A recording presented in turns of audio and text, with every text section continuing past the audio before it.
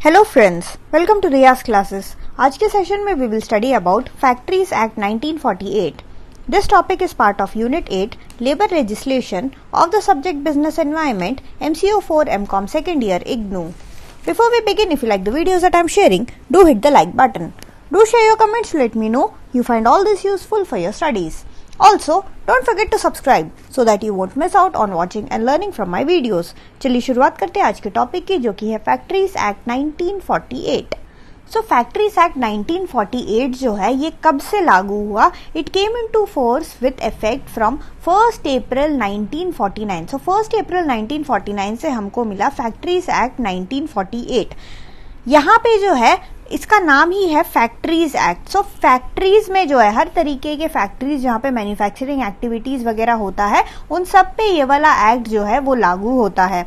So provisions regarding health safety and welfare of workers in the factory. So एक factory के अंदर जितने भी लोग काम करते हैं, एक ऐसा फैक्ट्री, एक ऐसा यूनिट जहाँ पे मैन्युफैक्चरिंग एक्टिविटीज कंडक्ट हो रहा हो और वहाँ पे जितने भी वर्कर्स हैं उन सारा वर्क फोर्स का safety, regarding their safety, regarding their health और उनका वेलफेयर के बारे में जो है डिफरेंट तरीके के प्रोविजंस हमें दे रखे हैं अंडर फैक्ट्रीज एक्ट 1948। तो इसका मेन उद्देश्य ये है कि जितने भी लोग हैं जो फैक्ट्री में काम कर रहे हैं वो जो है उनका इंटरेस्ट जो है वो जो है पूर्ण तरीके से किसी भी तरीके का उन लोगों के साथ एक्सप्लॉइटेशन वगैरह ना हो। तो सिंपल उनके हम जो है उनका हेल्थ सेफ्टी और वेलफेयर के रिगार्डिंग जितने भी प्रोविजंस बनाए गए हैं वो सारा इस एक्ट में आता है और हमें बस ये इंश्योर करना है कि एक सेफ तरीके का एनवायरनमेंट जो है हमारे वर्करों के पास मिले। ऐसा ना हो कि वर्करों को डर लगता रहे कि भाई कोई ऐसा मशीनरी यूज कर रहे जिससे कि मेरा हाथ कट जाए या जिससे कि मेरा पैर कट जाए। तो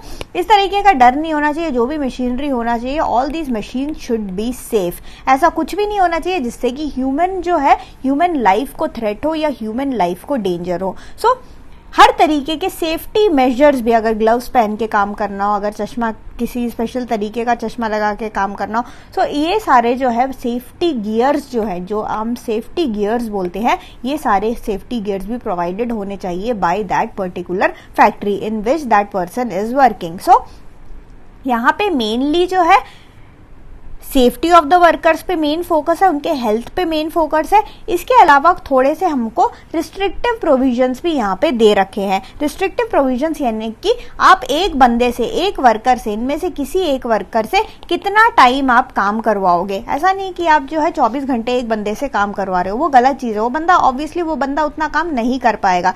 ह्यूमन बीइंग को 6 घंटे की मिनिमम जो है 6 घंटे की नींद तो चाहिए ही चाहिए। तो आप जो है ऐसे कंटिन्यूस जो है इनह्यूमन ट्रीटमेंट नहीं कर सकते। तो इसलिए जो है इस फैक्ट्रीज एक्ट में थोड़े से रिस्ट्रिक्टिव प्रोविजंस भी डाल दिए गए हैं जिसमें कि वो बताता है कि वर्किंग आवर्स कितना होना चाहिए अडल्ट के लिए, वुमेन के लिए कितना होना चाहिए, एनुअल लीव जो है उनका हिसाब किस तरीके से। अब ऐसा तो नहीं है कि भाई 365 डेज जो है एक एम्प्लॉय जो है, एक वर्कर जो है काम ही करता रहेगा। ठीक है, काम करे अच्छी बात है, बट ऐसा ना हो कि किसी दिन जो है उसकी तबीयत खराब हो गई, उसने बोला कि भाई मेरे को आज छुट्टी लेनी है क्योंकि मेरी तबीयत खराब हो रही है, मुझे फीवर हो रहा है। तो उसका जो ओनर है, फैक्ट्री का ओनर, वो ये ना बोले कि हाँ तू छुट्टी ले सकता है, पर तेरा वो जो है वो इट विल बी योर, वो जो लीव होगा उस लीव का दिन का जो है तेरे को सैलरी नहीं मिलेगा, उस दिन का सैलरी तेरा कटेगा।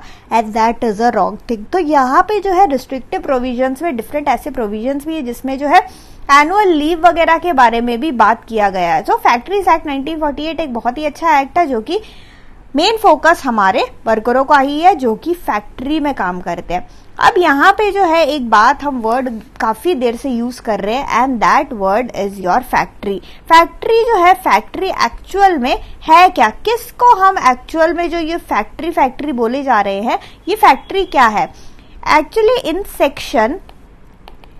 सेक्शन 2M फैक्ट्रीज एक्ट के सेक्शन 2M में फैक्ट्री वर्ड को डिफाइन कर रखा है जिसमें ये बोला गया है कि कोई भी ऐसा प्रेमिसेस जहां पे 10 और मोर वर्कर्स, 10 या 10 से ज्यादा लोग जो है वो काम कर रहे हो और काम भी किस तरीके का काम हो, मैन्युफैक्चरिंग प्रोसेस। अगर मैन्युफैक्चरिंग प्रोसेस वो कैरी आउट कर रहे हो जिसमें पावर वगैरह की जरूरत होती है या फिर ऐसा प्रेमिसेस जहां पे 20 या 20 से ज्यादा लोग मैन्युफैक्चरिंग का काम कर रहे हैं विदाउट पावर। ओके, सो फैक्ट्री क्या है? फैक्ट्री एक ऐसा एस्टेब्लिशमेंट है, एक ऐसा एस्टेब्लिशमेंट जहां पे 10 या 10 से ज्यादा लोग जो है वो काम कर रहे हो मैन्युफैक्चरिंग वाला काम जिसमें पावर की जरूरत है, या फिर ऐसा अगर मैन्युफैक्चरिंग काम कर रहे हैं जिसमें कि पावर की जरूरत नहीं है तो वहां पे 20 लोग जो है वहां पे मिनिमम होना चाहिए। सो ये है फैक्ट्री का मतलब। फैक्ट्री का मतलब आई होप आपको समझ आ गया होगा। यहाँ पे सिंपल नंबरों का खेल है। अगर पावर चाहिए मैन्युफैक्चरिंग प्रोसेस के लिए तो मिनिमम 10 लोग होने चाहिए, अगर पावर नहीं चाहिए मैन्युफैक्चरिंग प्रोसेस के लिए तो मिनिमम 20 लोग होने चाहिए। That is the meaning of a factory. अब यहाँ पे वर्ड अगेन आता है, यहाँ पे मैन्युफैक्चरिंग प्रोसेस, हम ये जो वर्ड बोल रहे हैं ये क्या है, मैन्युफैक्चरिंग में क्या क्या आता है। कोई बंदा बोल रहा है कि भाई मैं जो है बस बनाने का काम करता हूं, कोई बोलेगा मैं जो है अब बना के मेरे पास आता है, मेरी फैक्ट्री में आता है, मैं उसको ऑल्टर करता हूं, कोई बोलता है कि मेरे पास वो सामान आता है मैं उसकी रिपेयरिंग वर्क करता हूं। तो आप इनमें से किसको मानोगे कि भाई वो मैन्युफैक्चरिंग है? सो मैन्युफैक्चरिंग प्रोसेस में सब कुछ कवर होता है। ऐसे चीजें, ऐसे प्रोसेसेस जहां पे मेकिंग हो गया, ऑल्टरिंग हो गया, रिपेयरिंग हो गया, ऑर्नामेंटिंग हो गया, फिनिशिंग हो गया, पैकिंग की अगर हम बात करें, oiling, washing, cleaning, breaking up, demolition, ये सारे चीजें जो है अगर हो रहा होगा तो it will come under manufacturing. So ये सारा है मैन्युफैक्चरिंग प्रोसेस में आता है। तो आई होप आपको समझ आ गया होगा कि फैक्ट्रीज एक्ट में फैक्ट्री का मतलब क्या है, मैन्युफैक्चरिंग प्रोसेस जो हम फैक्ट्री को डिफाइन करने के लिए मैन्युफैक्चरिंग प्रोसेस उसका बेस है, जो मैन्युफैक्चरिंग प्रोसेस जो है वो है क्या। अब यहाँ पे जो है डिफरेंट प्रोविजंस दिए गए हैं which is related to health of the employees. So इस एक्ट के सेक्शन 11 से लेकर 20 में ये दिया गया है हमको different provisions and all these provisions which are related to health of the employees. So section 11 to 20 में हमें बताया गया है कि हेल्थ से रिलेटेड हमें क्या क्या करना पड़ेगा। सो एक स्टाफ है हमारा, एक वर्कर है, उसको हेल्थ के लिए हम लोग क्या क्या कर सकते हैं। सबसे पहले तो फैक्ट्री को साफ सुथरा एनवायरमेंट, उस बंदे को एक साफ सुथरा एनवायरमेंट हमें देना चाहिए, है ना, clean environment. So cleanliness of the factory is very very important, clean होना चाहिए। अगर किसी भी तरीके का वेस्ट जनरेट हो रहा है उसको प्रॉपर तरीके से उसका डिस्पोजल होना चाहिए। ऐसा ना हो कि उस वेस्ट के कारण जो है इसका दम घुट रहा हो या उसको जो है स्किन में एलर्जी हो जाए, कुछ और दिक्कत हो जाए, ऐसा नहीं होना चाहिए। अब जैसे वेस्ट ही पड़ा रहा है कि मच्छर वगैरह आ गया और उसमें उससे दिक्कत हो गई, या वेस्ट में से कोई रेडिएशन निकल रहा, कुछ भी हो सकता है वो चीज।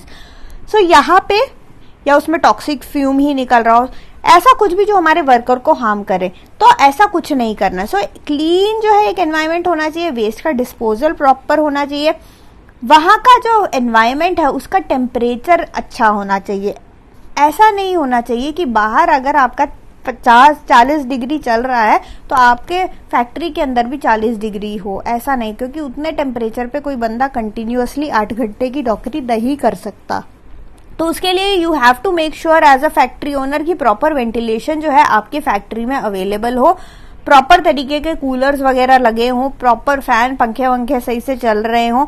एक टेम्परेचर जो होना चाहिए इतना नहीं होना चाहिए कि बहुत ही ज्यादा अनरीजनेबल हो कि हमारा वर्कर जो है कंफर्टेबली काम ही नहीं कर पा रहा है। अब चलो एक दिन वो मजबूरी में काम कर लेगा, 2 दिन कर लेगा, पर कुछ दिनों बाद अगर वो मजबूरी में काम करता रहा कंटिन्यूअस तो उसका जो है ऑब्वियसली तबीयत खराब हो गई होगा। सो उसको हमें अवॉइड करना है किसी भी हाल में।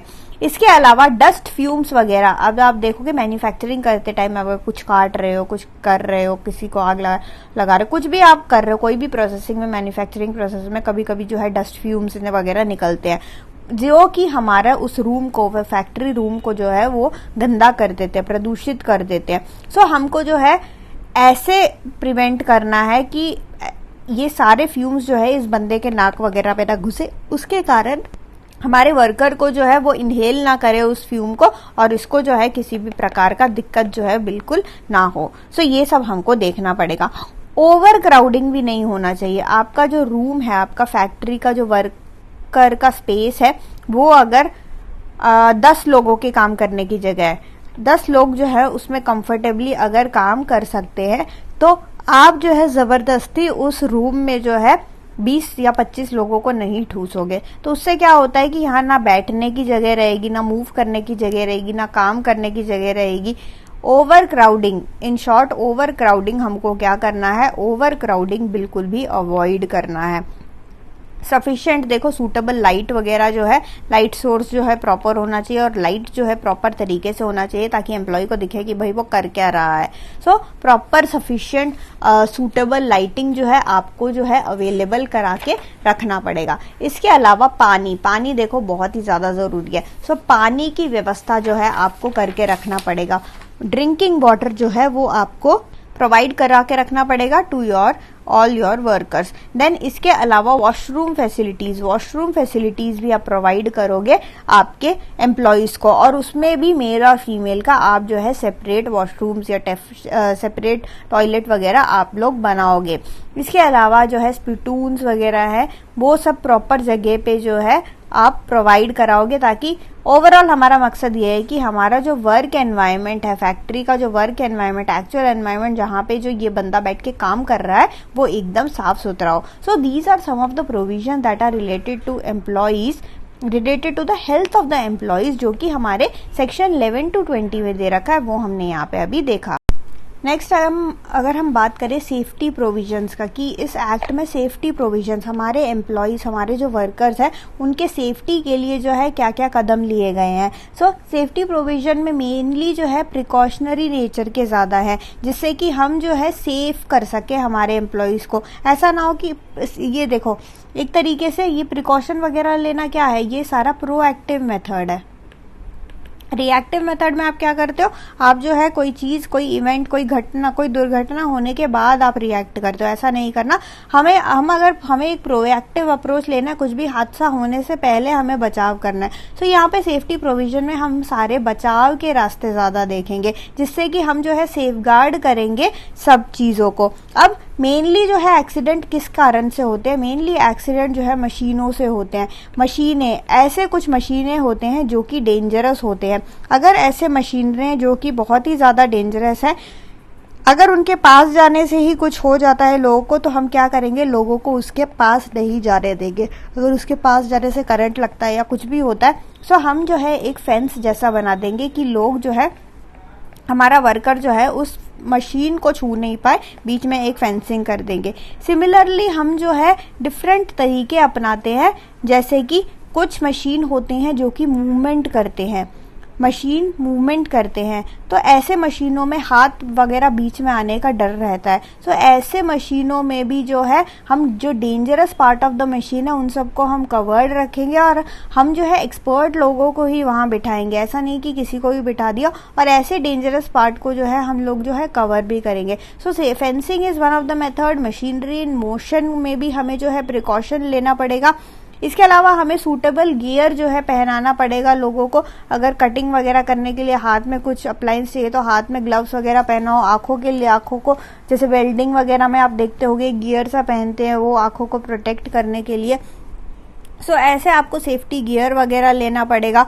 अगर किसी भी प्रकार से जो है सूटेबल डिवाइस, जैसे कटिंग ऑफ पावर यानी कि देखो अगर अब कोई भी हादसा हो जाता है मशीनों में तो पावर कट करने का ऑप्शन भी रहता है, जिससे कि वो मशीन एकदम से रुक जाए। सो वो सारा चीजें भी होना चाहिए। और जो डिवाइसेस को, मशीनों को लॉक करने की सुविधा भी होनी चाहिए। ऐसा ना हो कि वो एक्सीडेंटली जो है वो स्टार्ट हो जाए, एक्सीडेंटली स्टार्ट होके डेंजरस है बहुत ज्यादा, इससे भी एक्सीडेंट वगैरह हो सकता है। सो हम यहाँ पे जो है मेनली एक्सीडेंट को प्रिवेंट करने की ही कोशिश कर रहे हैं। इसके अलावा जो यंग पीपल है, यंग पीपल लोगों को, बच्चों को आप जो है डेंजरस मशीन से प्रोहिबिट ही करोगे। डेंजरस मशीन के पास जो है आप एक्सपीरियंस्ड लोगों को ही भेजोगे। ऐसा लोग जिनके पास एक्सपीरियंस हो, जिन्होंने पहले भी ये काम कर रखा हो, आप उन्हीं लोगों को वो काम देना, नए लोगों को आप नहीं देना। प्लस यंग लोगों को आप बिल्कुल भी वो काम नहीं लेना, क्योंकि वो उनके जान को खतरा भी हो सकता है। देन वुमेन एंड चिल्ड्रन को जो है प्रोहिबिटेड है to work near cotton opener. Cotton opener के पास जो है आप वुमेन और चिल्ड्रन को बिल्कुल भी नहीं एम्प्लॉयमेंट करोगे। इसके अलावा आप क्या क्या काम कर सकते हो कि आपके काम को और एफिशिएंट बनाने के लिए आप जो है प्रॉपर तरीके का हॉइस्ट और लिफ्ट वगैरह भी प्रोवाइड करा सकते हो, जिससे कि क्या होता है लिफ्ट वगैरह, अब जैसे कोई बंदा चीज़ ढो के लेके जा रहा है अपने कंधे पे और दूसरा उसको पुल्ली के थ्रू लेके जा रहा है, अब दोनों में फ़र्क है ना। एक तो एफिशिएंसी बढ़ रही है, दूसरा कि उस बंदे का कंधा दुखेगा नहीं, है ना, तो वो ज़्यादा एफिशिएंसी से काम करेगा। तो यहाँ पे सिंपल, यहाँ पे हम एफिशिएंसी भी बढ़ा रहे हैं, उस बंदे का हेल्थ को भी जो है हम ध्यान में रख के जो है ऐसे चीज़ें जो है प्रोवाइड करा रहे हैं। तो हॉइस्ट हो गया, लिफ्ट हो गया, चेन्स हो गया, रोप हो गया। फिर आई प्रोटेक्शन की अगर हम बात करें, आई प्रोटेक्शन ये हम पहले ही बोल सकते हैं, अगर कुछ डेंजरस चीज़ें हैं, डेंजरस लाइट वगैरह गिर रहा हो तो ऐसे जगहों पे जो है आई प्रोटेक्शन बहुत ही ज़्यादा ज़रूरी होता है, तो वहाँ पे आप आई प्रोटेक्शन दिलवाओ। इसके अलावा कुछ ऐसे जगह जहाँ पे फ्यूम्स वगैरह निकलते हैं वहाँ पे मास्क और स्पेशल टाइप के मास्क होते हैं वो सारा लगवाओ। स्क्रीन्स वगैरह लगाओ, स्क्रीन गार्ड्स और ये सब होते हैं, इफेक्टिव स्क्रीन्स वगैरह लगाओ। तो ये सारा जो है एक तरीके से सेफ्टी प्रोविज़न है। हम बस नहीं चाहते कि हमारा जो एम्प्लॉय है किसी भी तरीके से जो है इंजर्ड ना हो। इसके अलावा जो है हर फैक्ट्री में जो है, फैक्ट्री में प्रॉपर तरीके के स्टेयर्स वगैरह होने चाहिए, सीढ़ियाँ वगैरह जो है हर तरीके के होना चाहिए। स्टेप्स हो गया, फ्लोर हो गया, गैंग बेस की अगर हम बात करें, हर जगह पे जो है एक्सेस करने का तरीका फ्री तरीके से, फ्री मूवमेंट होना चाहिए, एक तरीके से फ्री मूवमेंट होना चाहिए, फ्री एक्सेस होना चाहिए। पूरा का पूरा फैक्ट्री का कंस्ट्रक्शन एकदम साउंड होना चाहिए। ऐसा ना हो कि मशीन चल रहा है उससे धड़ धड़ धड़ धड़ करके वाइब्रेशन हो रहा है और पूरा छत हिल रहा है, ऐसा नहीं होना चाहिए। प्रॉपर तरीके का जो कंस्ट्रक्शन वगैरह होना चाहिए, किसी भी तरीके का मूवमेंट में ऑब्स्ट्रक्शन, अगर बंदा रास्ता, यहाँ फैक्ट्री में यहाँ मशीनें लगी हुई हैं दोनों जगह और ये रास्ता है चलने का, ऐसा ना हो कि रास्ते में यहाँ पार्ट्स गिरे पड़े हैं, अब लोग चल रहे हैं वो उस पर ट्रिप होके गिर रहे हैं, ऐसा बिल्कुल भी नहीं होना चाहिए। क्लियर पाथवे होना चाहिए। Pathway should be properly maintained and it should be kept free from any sort of obstruction that is likely to cause person to slip. तो यहाँ पे स्लिप बंद है ताकि ना हो। प्लस यहाँ पे जो है आप हैंड रेल्स वगैरह भी प्रोवाइड कर सकते हो। हैंड रेल्स आप देखते हो, हैंड रेल का मेन उद्देश्य यही होता है ताकि एक तरीके का वो सपोर्ट होता है चलने के लिए कि बंदा जो है ट्रिप होके ना गिरे। इसके अलावा जो है पिट्स और सम्प टैंक्स वगैरह भी आप प्रोवाइड कराओ, प्रॉपर हर जगह फेंसिंग कराओ। बहुत ही ज़्यादा हैवी लोड को जो है लोग का कैरी ना करें, अवॉइड ही कराना हैवी लोड जो है लोगों से, क्योंकि हैवी लोड अगर वो उठाएंगे तो क्या होगा, उनका कंधा वगैरह दर्द होगा, उनका जो है हेल्थ पे इफेक्ट पड़ेगा और हम उनसे ज़्यादा काम और भी फ्यूचर में नहीं करा पाएंगे। इसके अलावा एक इम्पॉर्टेंट चीज़ है, वो इम्पॉर्टेंट चीज़ ये है कि कभी जो है आग वगैरह लगती है, अगर इन केस ऑफ फायर में जो है फायर एक्सटिंग्विशर वगैरह जो है प्रॉपर हर जगह लगे होने चाहिए। इसके अलावा फायर एग्जिट भी होने चाहिए और एग्जिट जो है प्रॉपरली, वो आपने देखा होगा मॉल वगैरह में लाल रंग से लिखा रहता है, प्रॉपर वो हाईलाइटेड, उसमें बैक लाइट भी रहता है। बस उसका मेन उद्देश्य यही है कि जब भी इमरजेंसी होगा हम दूर से ही देखें कि भाई वो एग्जिट है, वहाँ से हमको भाग के हम सेफली हम अपनी जान बचा सकते हैं। तो ये सारा चीज़ जो है सेफ्टी प्रोविजंस है जो कि सारे ऑर्गेनाइजेशन में, सारे फैक्ट्रीज में जो है जहाँ पे मैन्युफैक्चरिंग एक्टिविटीज़ वगैरह होता है वहाँ पे ये सारी चीज़ प्रोवाइडेड होनी चाहिए। सो हमने ये तो देख लिया कि लेबर वगैरह की सेफ्टी के लिए क्या क्या प्रोविज़न होने चाहिए। अब हम देखते हैं कि लेबर के वेलफेयर के लिए जो है क्या क्या प्रोविज़न होने चाहिए, और ये सारा प्रोविज़न दे रखा है अंडर सेक्शन 42 टू 49। सो इनमें इस सेक्शन में ऑफ दिस एक्ट जो है सर्टन प्रोविजंस दिए गए हैं, सर्टन रिक्वायरमेंट्स दिए गए हैं जो कि हर फैक्ट्री ओनर को जो है हम प्रोवाइड कराना पड़ेगा टू ऑल द एम्प्लॉयज़, जो कि टू ऑल द वर्कर्स जो कि एम्प्लॉयड है उसके अंदर। सबसे पहले तो प्रॉपर वॉशिंग फैसिलिटीज़ होना चाहिए separately for male as well as female members. Then wet cloth वगैरह होता है, उनको ड्राई वगैरह करने के लिए, स्टोरिंग के लिए जो है प्रॉपर स्पेस वगैरह होना चाहिए। देन प्रॉपर रेस्टिंग जो है आप वर्कर को प्रोवाइड कराओगे। अब देखो कुछ काम ऐसा रहता है जहाँ पे जो है खड़े होके आपको काम करना पड़ेगा, यहाँ पे सिटिंग अलाउड नहीं होता, तो बट उस केस में भी आप, ऐसा नहीं है कि आप 8 घंटे वो बंदा खड़ा ही रहेगा, उसको जो है बीच बीच में उसको जो है ब्रेक लेने का टाइम समय जो है वो देना चाहिए उसको जो है, ताकि उसको जो है रेस्ट, प्रॉपर तरीके का जो है उसको रेस्ट मिल सके। इसके अलावा फर्स्ट एड, देखो फर्स्ट एड प्रोवाइड कराना बहुत ही ज़्यादा ज़रूरी है। फर्स्ट एड एक बॉक्स होना चाहिए, फर्स्ट एड का कबर्ड वगैरह में प्रॉपर तरीके का एक बॉक्स होना चाहिए जहाँ पे मेडिसिन जो है, जो कि कॉमन मेडिसिन जो लगता है, जैसे अगर डेटॉल वेटॉल जैसे हो गया, कुछ आप क्रीम, एंटीसेप्टिक क्रीम वगैरह भी रख सकते हो, मूव वगैरह भी रख सकते हो, बैंडेजेस वगैरह रख सकते हो, कॉटन हो गया। सो ये सारा ना इम्पॉर्टेंट कुछ चीज़ें आप एक फर्स्ट एड बना के जो है आपको जो है प्रोवाइड कराना पड़ेगा। ये तो कुछ जो बेसिक चीज़ें होती है ना, ये वो बेसिक चीज़ें हो गए कि भाई ये तो आपको लेबर वेलफेयर के अंदर देना ही देना पड़ेगा। इसके अलावा आप क्या कर सकते हो उनके वेलफेयर के लिए? अब जैसे खाने पीने का अगर हम बात करें, कैंटीन की अगर हम बात करें, अगर आपकी फैक्ट्री में 250 से ज़्यादा लोग हैं तो आप कैंटीन फैसिलिटी जो है प्रोवाइड कराना है आपको। इसके अलावा शेल्टर रूम्स हो गया, रेस्ट रूम्स हो गया, लंच रूम हो गया, ये सब प्रोवाइड कराना है आपको अगर 150 से ज़्यादा आपके पास एम्प्लॉई जो है, वर्कर अगर आपके पास रहेगा। अगर आप जो है क्रेच फैसिलिटी भी जो है आपके वुमेन एम्प्लॉयज़ के लिए जो है प्रोवाइड वहाँ पे करा सकते हो। सो ये कुछ एडिशनल चीज़ें जो आपको प्रोवाइड कराना है। बाकी ये जो चीज़ें तो ये तो भाई मैंडेटरी है, आपको देना ही पड़ेगा। And all these are related to, these provisions are related to the labour welfare.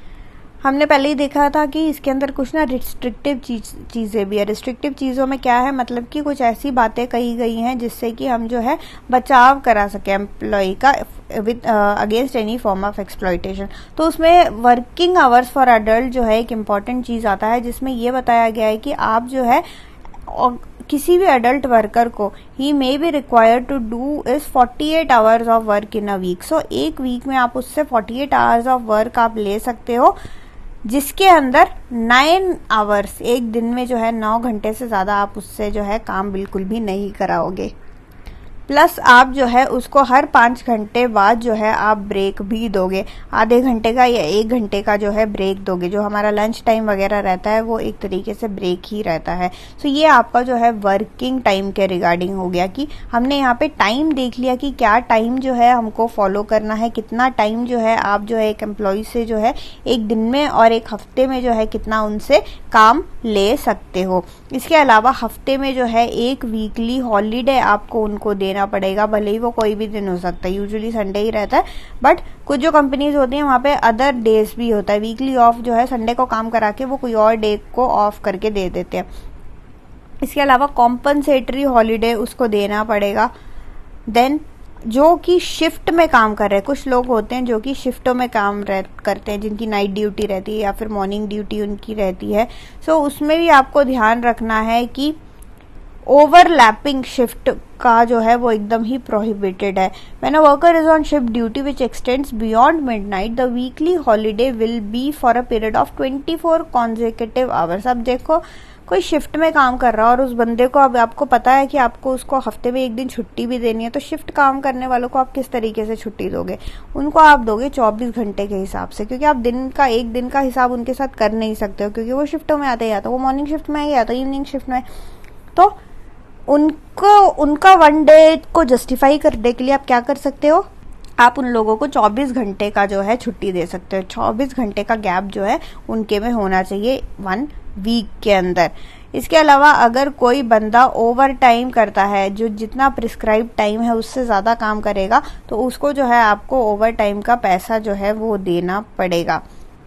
Women worker की अगर हम बात करें तो वुमेन की सेफ्टी को ध्यान रखते हुए ये बोला गया है कि उनको आप एम्प्लॉय नहीं करोगे except between the hours of 6 AM and 7 PM। So 6 बजे से, सुबह 6 बजे से शाम के 7 बजे तक आप उनको किसी भी टाइम बुला सकते हो। इसके ऊपर अबव एंड बियॉन्ड उसको जो है कम या ज़्यादा, ना उससे कम होना चाहिए, उसका बिलो भी नहीं होना चाहिए, उससे ज़्यादा भी नहीं होना चाहिए। इस टाइम लिमिट में जो है आपको जो है आप उनसे जो है काम जो है करवा सकते हो।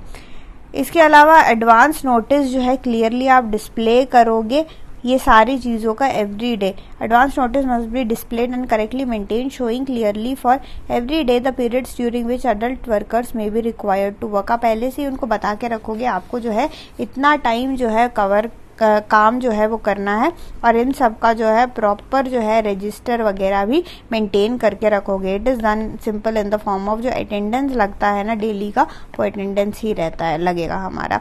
सो ये सब क्या हम अभी देख रहे हैं, it is all related to working hours of adult, जो कि जो है प्रोविजन इस फैक्ट्रीज एक्ट के अंदर दिया गया है। and all these are related to working hours. Next is regarding employment of children. अब बच्चे तो है, बच्चे एकदम नो है, बच्चों को आप जो है एम्प्लॉय नहीं कर सकते. अब यहाँ पे एक और चीज आते हैं एकदम, जो 14 साल से कम है वो तो एकदम ही प्रोहिबिटेड है. Now there is an absolute prohibition of employment in a factory of any child who has not completed his 14th year age, and it is the duty of the employer to ascertain the age of children and not depend on their application. अब application में जो है घर वाले कुछ भी लिख के दे देते हैं, ताकि क्योंकि उनको तो पैसा कमाना है बच्चों से, तो वो उनका एज जो है बढ़ा चढ़ा के लिख देते हैं. बट एम्प्लॉयर की जिम्मेदारी है कि भाई एज एन एम्प्लॉयर आप जो है चेक करोगे, आप उनका आधार कार्ड या जो भी है डॉक्यूमेंट से आप वेरीफाई करोगे कि उस बच्चे का जो है एक्चुअल एज जो है कितना है, and he should have completed 14 years. ऐसा ना हो कि 14 साल से वो कम का बच्चा हो. अब इनके लिए ना टाइम लिमिट भी होता है. जैसे अब वुमेन के लिए आपने टाइम देखा 6 AM to 7 PM का. यहाँ पे बच्चों के लिए टाइम रहता है ही शैल, एक तो रात को आप उनको काम नहीं करवाओगे, रात को आप बिल्कुल भी जो है काम नहीं करवाओगे. He shall not be employed or permitted to work during the night, that is between 10 PM and 6 AM. तो ये रात को यहाँ क्या मानते हैं, 10 PM to 6 AM के बीच का जो टाइम है, इसके बीच में आप उनको एम्प्लॉय नहीं कर सकते. इसके अलावा आप जो है अडल्ट से जैसे 8 घंटे की नौकरी करा रहे हो या 9 घंटे की नौकरी करा रहे हो, आप बच्चों से इतना नहीं करवा सकते. एक दिन में जो है 4.5 आवर्स ही आप उनसे काम करवा सकते हो. 4.5 आवर्स 1 डे में जो है आप उनसे काम करवाओगे. And the period of work must be limited to only 2 shifts only. तो आप अभी ये देखो 4.5 घंटे में जो है दिन में ऐसा नहीं है कि आप जो है उनको शिफ्टों में काम करवा रहे हो, सुबह भी काम करा लिया रात को भी काम करा लिया, ये चीज गलत है. आप जो है शिफ्टों में शिफ्ट नंबर ऑफ शिफ्ट भी जो होगा उनका लिमिटेड रहेगा अप टू 2. और टाइम कितना रहेगा बच्चों के लिए, 4.5 आवर ही आप उनको उनसे आप काम ले सकते हो पर डे के हिसाब से. नेक्स्ट अगर हम बात करें एनुअल लीव की विथ वेजेस. अब एनुअल लीव तो मिलता है बट उसमें विथ वेजेस. ऐसा ना हो कि हम छुट्टी ले और हमारा पैसा कट जाए. सो यहाँ पे सेक्शन, हमारे पास एक सेक्शन है सेक्शन 79(1). इस एक्ट का सेक्शन 79(1) जो है वो ये कहता है, where a worker has worked for a minimum period of 240 days और more in a factory during any calendar year, he is entitled to leave with wages on the following basis. So अगर एक बंदे ने 240 दिन जो है काम किया है, 240 या फिर 240 तो मिनिमम है, 240 या 240 दिन से ज्यादा जो है एक बंदे ने काम किया है ड्यूरिंग एनी कैलेंडर ईयर, आप उनको किस प्रकार की छुट्टी दोगे. एक तो अडल्ट के लिए हो गया और एक चिल्ड्रन के लिए हो गया. अडल्ट के लिए होगा 1 day for every 20 days of work. अगर उसने 20 दिन काम किया तो 21वां दिन वो छुट्टी ले सकता है. सो ऐसे करके ये छुट्टियां जो है इस बंदे का, अडल्ट का जो है, अडल्ट की हम यहाँ बात कर रहे हैं, सो अडल्ट का इस तरीके से अक्यूमुलेट होता है छुट्टियां, 1 day for every 20 days of work.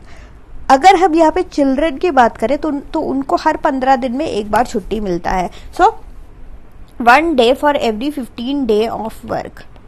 ये किसको मिलता है, ये हमारे चिल्ड्रन को मिलता है.